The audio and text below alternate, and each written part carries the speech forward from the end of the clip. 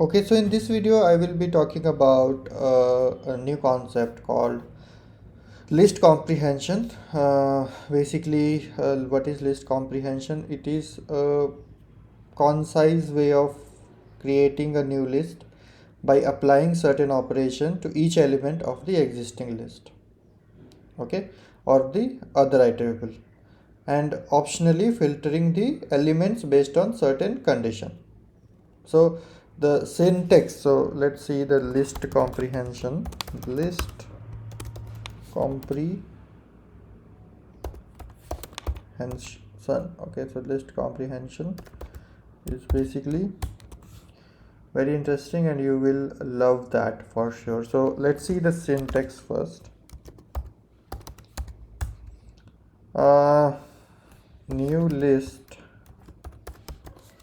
equals to, so the way we do list, right? So inside the list we write expression for item in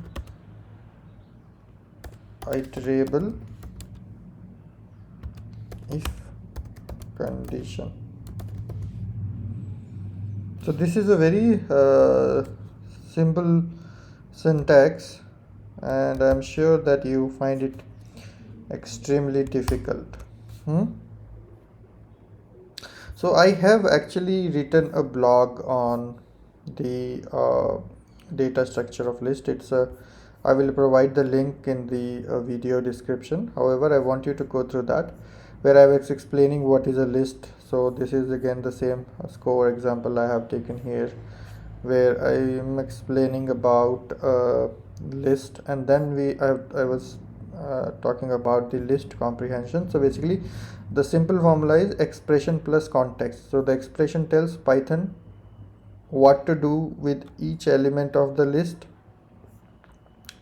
okay, and context will tell Python which list elements to select, and the context consists of an arbitrary number of for and its if statements. For example, list comprehension statement below. Okay, so I want you to go through it. Maybe I will be taking these examples from here only. Let me just see whether, yeah, I think we can discuss that, and then how we can combine that into a list comprehension. So maybe I can take a look at this from here. So yeah, this code is available, so I will be taking example from here only and keep it there. However, you can also refer to the original list, okay, sorry, an original notebook by Jupyter notebook. Okay, so with that we'll get started understanding list comprehension in detail. So let me create a numbers list, right? So numbers list I can create many ways. So I can do 1 2 3 4 5 6 7 8 9. So this is the one way of creating it. Another way is I will create a numbers empty list, and then I'll go for let's say index in range 1 to 10 numbers. Let me first print the numbers here. So we have this list, right? And let me just numbers dot clear. Yeah, so now this is an empty list again. However, I am creating this list again here. So numbers dot append index, and then if I do numbers, I will again get a list of 0 to 9. This is another way of doing it. Now we'll see a comprehension way of doing that. So what I want a list, so I start a list.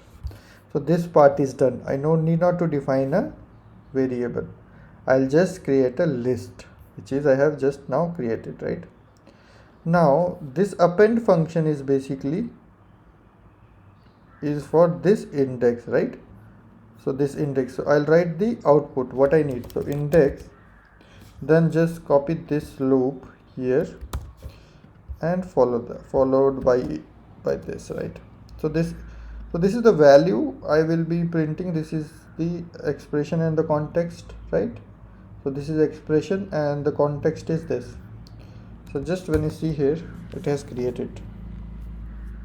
So this is the beauty of the list comprehension, where I can write a very concise way. So it's a very concise way to create a list. Okay, so simple, right? I just created a list within a single line of code. Okay, so are we getting it or not? So now let's say I have a list. I can store it in numbers. So let me just put a bigger number to accommodate that new 21. Let me see that numbers equals to, and then numbers equal to 20, right? So this is my list which I have created. How simple it is, right? Now, for example, let's say I want to get the square of list. So I want to square each number in the list. So how can I do that? Okay, so squares equals to number. I need to square that, right? For number in numbers.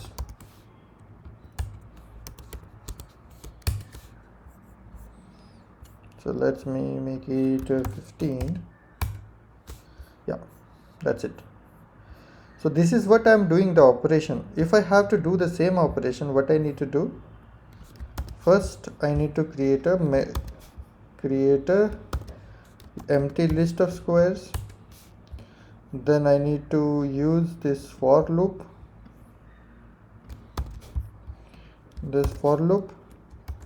And then I need to do this operation, and I will take squares dot append and do this operation, and then I need to put then I will need to put this squares. So this will also give me the same result, right? So that's it, guys. So whatever operation you do, first you define that I want to do this operation, and once you are done with that, you can basically you will use the looping of that.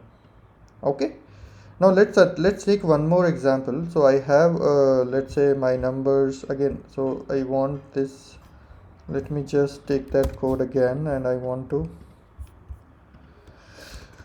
Okay, so very simple, guys. It's very overwhelming when you are doing it the first time, but you will eventually get it. Don't worry. This is my number list, and I want to filter out even numbers. So the even numbers equals to num for num in num. Let me give it nums, yeah, small one.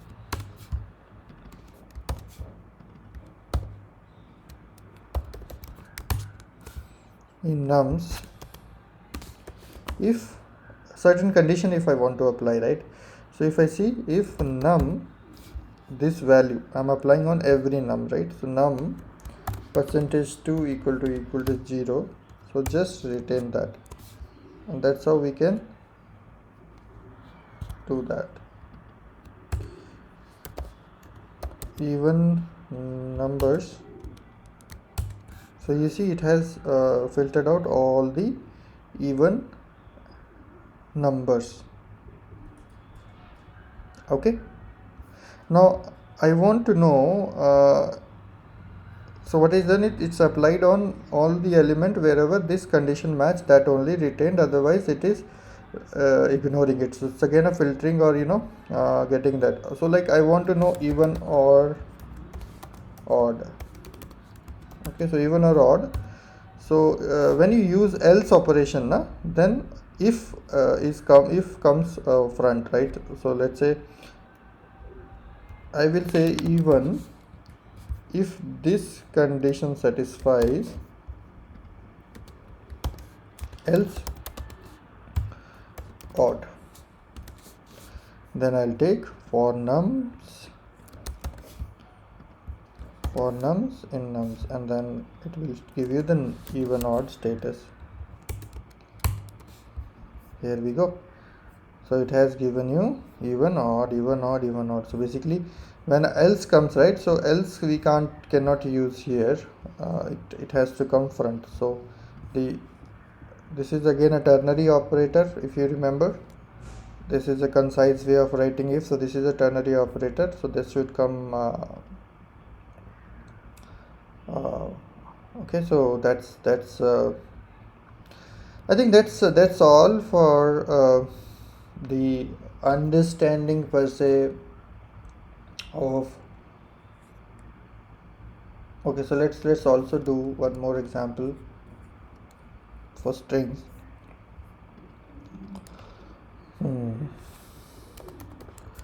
I think we have, okay, let's see.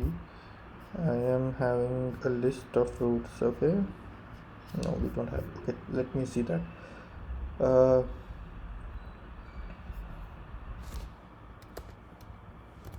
Fruits, let's say I have a list of fruits. So let's say mango, orange,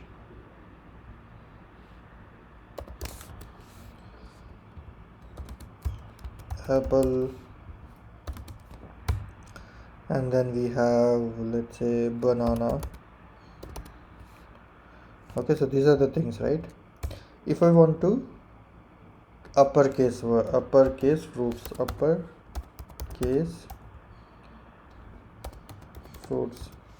so we can use that, guys. So we can use fruit dot upper.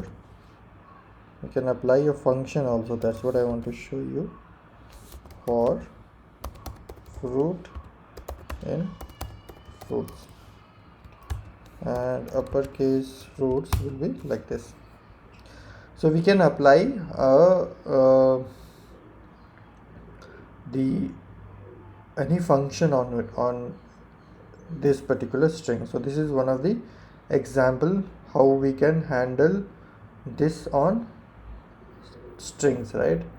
And in case of finding the unique number, so let's say I have like numbers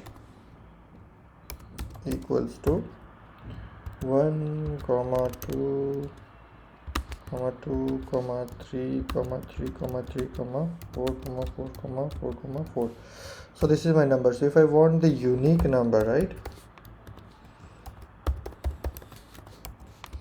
how can I do that? First I will try to see number for number in numbers.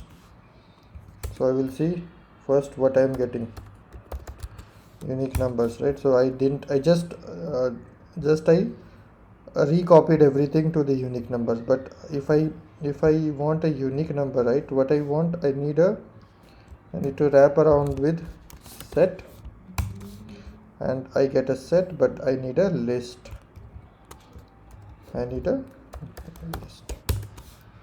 So that's how we can even filter out the list of the unique numbers. Okay, and another AND operations we can also apply. So we had our nums, right? So we have our nums. I will explain you how we can apply multiple conditions. So I want even number divisible by 3 as well. Okay, so how can I do that? So num for num in nums, if x or num percentage 2 equals to 0 and num percentage 3 equal to 0, even divisible by 3. So you see, this is how I have applied two conditions. Now first it should be even and then it should be a number divisible by 3 as well. So we know that 3 fours are 12 and 6 threes are 18, right? So basically 6 twos are 12, so basically a 6 multiple of 6 is basically also divisible by 3. So that is how we can apply, we can use different uh, comprehension, and we will be talking more about it. I just have different variations, I think, which we can discuss, like when we can, how we can use with tuples, dictionary and stuff like that. So don't worry, you will be an expert by end of it. So let me again give you creation, right? So let's see one another example how we can create. Last example, how we can create a list of list using comprehension. So for example, I have given an example of matrix, right? Matrix new. So how I can create that, right? So to creating this matrix, what we can do, we need to have two basically two type of, or obviously it's a nested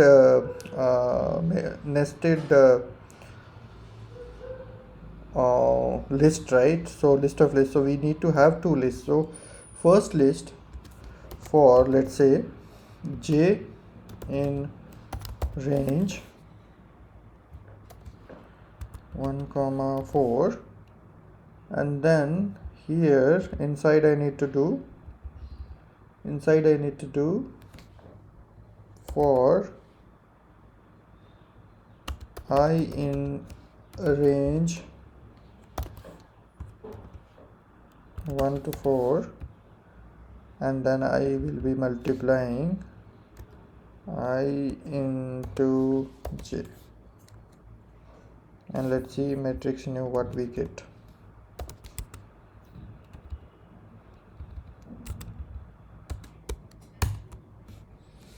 Here we go. Okay, so not exactly the same, but we can create something using a list of list also can be created using the comprehension. So this is not just restricted to a plain list or a simple list, we can create a list of list also. So I think this is very detailed video on list of or comprehension. We'll look into some other examples in the upcoming video. See you in another video.